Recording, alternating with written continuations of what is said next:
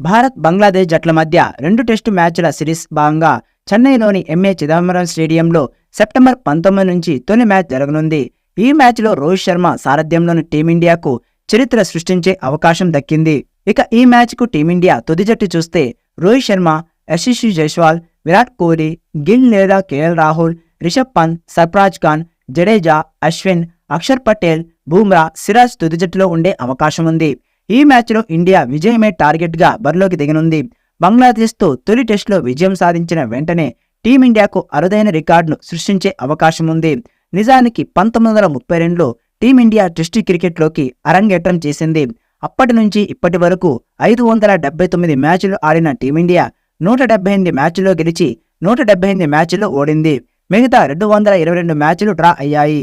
చెన్నై వేదికగా జరిగే తొలి టెస్టు మ్యాచ్లో టీమిండియా గెలిస్తే టెస్టు చరిత్రలో 179వ విజయం సాధించినట్లు అవుతుంది. దీంతో భారత క్రికెట్ జట్టు 1932 తర్వాత తొలిసారిగా టెస్టు క్రికెట్ చరిత్రలో ఓటముల సంఖ్యను అధిగమించనుంది.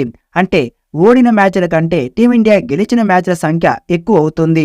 బంగ్లాదేశ్తో జరిగే తొలి టెస్టులో టీమిండియా గెలిస్తే టెస్టు క్రికెట్ చరిత్రలో అత్యధిక మ్యాచ్లు గెలిచిన జట్ల జాబితాలో సంయుక్తంగా 4వ స్థానంలో నిలిచే అవకాశం కూడా ఉంది. ప్రస్తుతం దక్షిణాఫ్రికా 179 మ్యాచ్లు గెలిచి 4వ స్థానంలో ఉంది.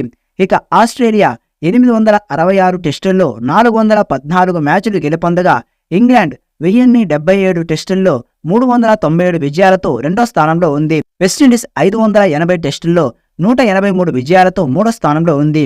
భారత్ బంగ్లాదేశ్ మధ్య 13 టెస్టు మ్యాచ్లు జరగ్గా అందులో టీమిండియా 11 మ్యాచ్ల్లో విజయం సాధించగా 2 మ్యాచ్లు డ్రాగా ముగిశాయి. అంటే ఇప్పటి వరకు బంగ్లాదేశ్ టీమిండియాపై ఒక్క మ్యాచ్ కూడా గెలవలేదు. బంగ్లాతో మొత్తం 2 టెస్టులు, 3 టీ20 మ్యాచ్ల సిరీస్ను టీమిండియా ఆడనుంది.